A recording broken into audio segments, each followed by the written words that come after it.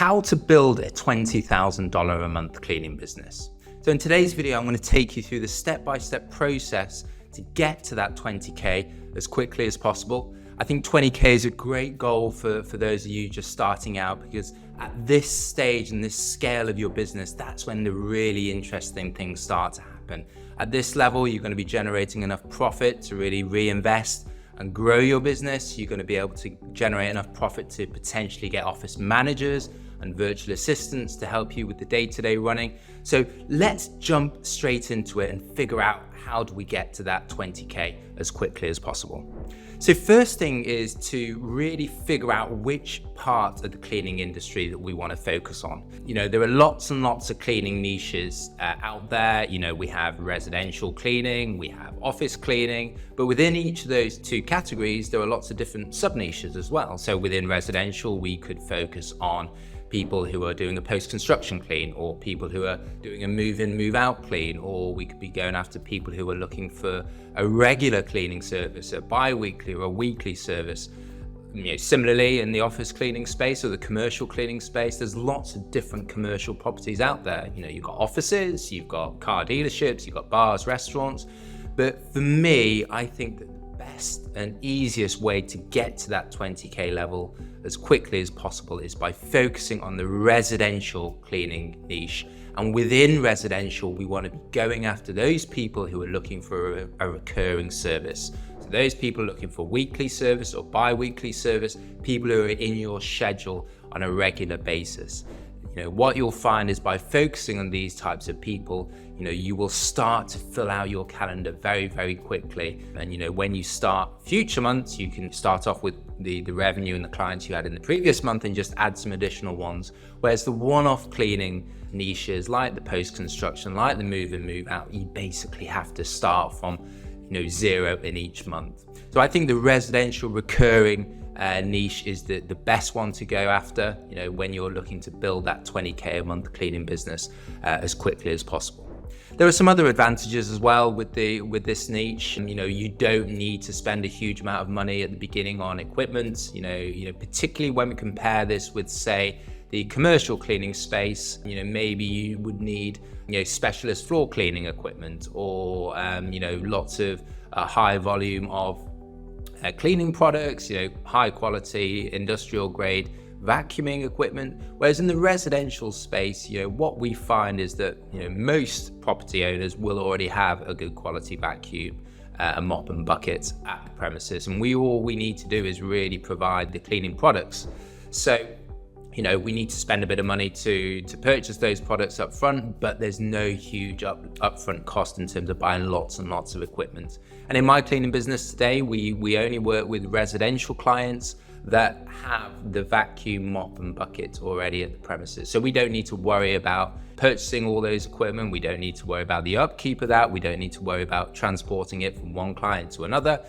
Because the equipment is provided by the client themselves, we just remove a huge amount of that admin, a huge amount of that headache from our plates. So residential recurring is really where I would suggest you focus. So secondly, let's break down what 20K a month looks like in terms of revenue. So for those of you starting out, 20K a month probably seems like a very distant goal.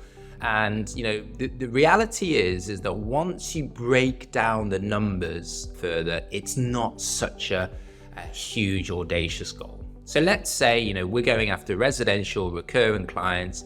Let's say the typical client is spending $150 a clean, and they get us to clean their property twice a week. So a bi-weekly client, that would be very typical. Depending where you are in the country, you may be charging more for that cleaning or less. But let's take 150 just to make the maths super simple. So 150 a cleaning, twice a month, comes in at $300 a month for that client.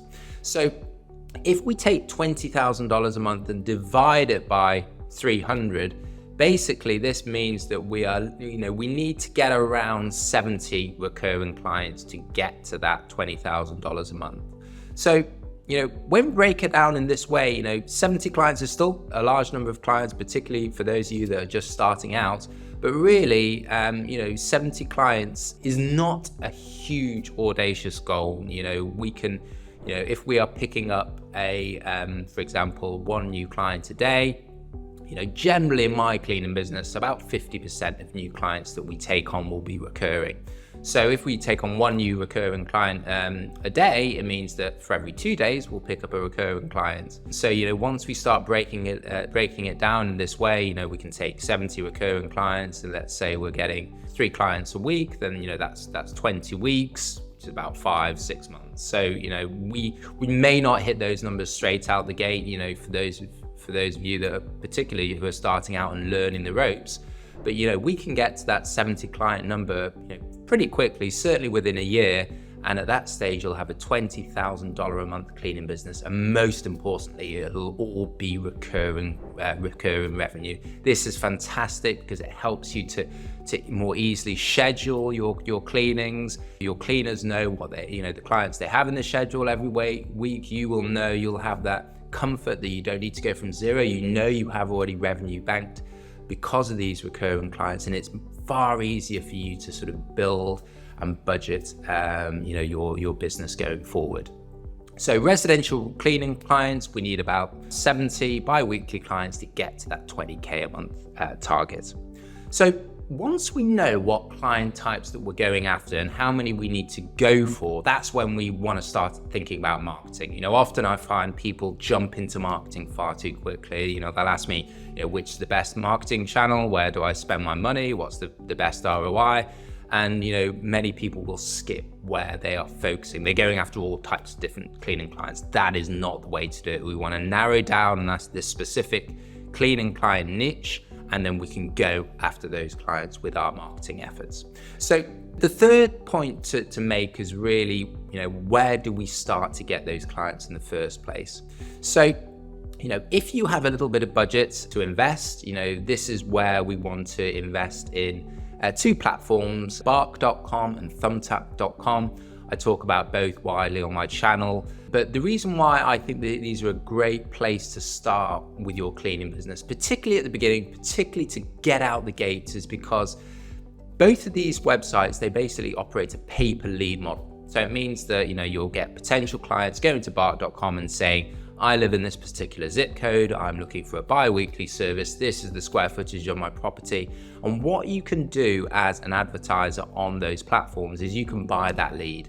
And essentially what that means is that, you can pay a dollar amount to buy that lead, and you get that client's contact details, you'll get their phone number, you'll get their email address. And then once you buy that lead, then it's up to you to contact that client and try and close that client and get them in the calendar. So Bark and Thumbtack work in a very, very similar way. One of the great things about this is that you can pick and choose the leads that you want to buy. And as I said, because we're going after recurring residential clients, those will be the ones that you want to buy. You don't want to, less interesting will be the one-off jobs. You want to be avoiding the move-in, move-outs, all those types of clients, and just putting all your money into these recurring clients. So bid for those jobs. I would avoid Angie.com, Angie's List, because they are another pay-per-lead platform, but they make you sign up for a monthly subscription. They'll lock you in for 6-12 months. We don't want to be doing that at the beginning, particularly as business startups, because we want to be flexible. Bark and Thumbtack both are pay-as-you-go platforms, so you're not locked into any subscription or anything like that. So those 2 websites are a great place to get started. They're not perfect by any stretch of the imagination, but they're a great place to get started. And the final thing that, the final benefit is that you do not even need a website to get set up with them. You can buy the lead, you can get that client's cell number, and you can contact them. So the reason why this is important is that, you don't need to build a website, you don't need to spend money on a website, you don't need to spend 6 months, fine-tuning your website before you start marketing. You can get going straight away. So Bark and Thumbtack are a great place to focus. So point 4 is that, once we are starting to generate a bit of revenue, start to get a bit of traction, and, if you are in the early stages of your business and you want to give this a proper go, really push the business, really try to grow the business, it's at this point that you want to be looking at your website. So your website is super important. It's ultimately the shop front for your business, and you should think about that in your website in this way. You want to spend a decent amount of money longer term on your website. But to begin with, you can get up a relatively straightforward, good quality website by buying a simple website template. And if you Google this, you'll find lots and lots of different websites out there that sell these templates. Essentially what the template is, it's just a standard, it could be a 1, 2, 3, 4 page website, and it's structured in a way that should look pretty good on mobile, it should look pretty good on desktop, and you can change the images, change the titles, change the text according to your particular business. And by using that template, you really save yourself a lot of time and money rather than going from scratch. So the website template is a great place to get started. As I said, once you have clients, once you get to that point where you want to give the business a proper push, this is where you want to invest in your website. So there's a couple of really important points to make on what the website should look like. There's a lot of talk in this industry about online booking, and the people love the idea of online booking, and I certainly was in that group when I started my business at the very start. What the online booking basically says is that you could go to a cleaning company's website, you could select a particular time and day for your cleaning, you could add your credit card details, and you're booked in the schedule there and then. So you as the cleaning business don't really need to get involved. You just receive the notification once that has been paid for. And online booking does work, particularly with cleaning businesses at much larger scale, at the 7-figure plus level. But I would suggest, for those of you starting out and looking to get to that 20K a month level as quickly as possible, you don't want to go down the online booking route. You want to use what's called a lead form approach, a lead capture approach. What the lead capture is basically just rather than having an online booking form where you are asking for someone's credit card details to select a particular time and day, what a lead form does, or a lead capture does, is that it just provides that intermediate step. So it'll be a short form, and a potential client could come and say the call to action would be to get a price or request a quote, and they can leave their contact details, their phone number, their email address, maybe their location, size of the property, what type of service, frequency, one-off, bi-weekly, weekly. And then once you as the business owner receive that inquiry, you can then call that potential client up, and then you can then try to close that client on the phone there and then. So that is a good and my recommended route, particularly for those of you starting out, because what you'll find is that in the early stages of your business is that you're not getting a huge number of calls and inquiries every single day. So actually what you want to do is, rather than maybe waiting for that one online booking every few days, it's far better that you're on the phone a few times a day with potential clients. You're not going to close every lead, but at least you're taking action. You're on the phone, speaking to potential clients, you're learning about the questions they're asking, learning about the objections. So by having a lead form as your call to action on your website, this is a far better way to really start ramping up. And what you'll find is actually the conversion rate, from someone clicking on onto your website and becoming a client of yours, is actually going to be higher than someone who goes straight to an online booking form. The conversion rate is going to be lower on that side. So, point 4, as I said, is to use a simple website template to get your website up and running. And the important thing is to have a lead form rather than an online booking form. Finally, you want to make sure that your phone number is visible and clear all around your website. Ideally, you wouldn't use your cell phone, you would use a landline number. There are lots of different places that you can purchase landline numbers, and those landlines can get diverted to your cell number. The reason you do that is basically it looks a lot more professional. If someone has a landline number, the company will look like it's has a local office, far more established, and ultimately that potential client is far more likely to call you if they see a landline number. A visible number, a lead form on your website is a really important step to take as you get to that 20K level. Point 5 is then looking more at Google marketing. So as those of you that follow me on my channel know, I'm a big believer in Google marketing. I think if you try and find potential clients on Google and page 1 on Google, this is ultimately where you're going to get the most success. You're going to get the most clients, the best quality clients that are willing to pay a high price. So the first step in this process, once you have a website and a website address, online is that you want to set up your Google business profile, or GBP for short. And this is really, a little profile that sits within Google. You can get your clients to add reviews in there. You can add videos. You can use, add images. You can put discount codes, posts like that, and if you type in cleaning companies in whichever area you're based, cleaning companies in Chicago, you'll see in the middle of the page there's a map and maybe 3 or 4 companies, and those listed companies, what you're seeing there is the Google business profile. You'll see the number of reviews, the average rating, those types of things. And the reason you want to get this set up and running relatively quickly when you're setting up your business is that your visibility in what's called the map pack will be a big driver of your lead volume longer term. Ultimately, these leads will be the lowest cost leads that you can get for your business. This is part of our overall SEO strategy, and this is something that we do with other cleaning companies that we work with. But getting ranked in those map sections is super important, particularly in the larger, more competitive urban areas. You're going to be getting lots and lots of cleaning companies trying to vie for those top 3 positions, because ultimately that's where it's going to get the most clicks. But the reason we start that sooner rather than later is that SEO does take a long time to get ranked. As a new business, you will certainly not get ranked in those top 3 positions out of the gate. It will take time. You will need to build your reviews. Google will look at the volume of your reviews, the average rating, the recency of your reviews. So the sooner you can get your profile up and running and the sooner you can start getting people to add reviews, the better. So point 5 is Google marketing. Get your Google business profile up and running, and this then leads directly into what is called the Google advertising platform. So there are 2 parts here. There's Google local service ads, Google LSA for short.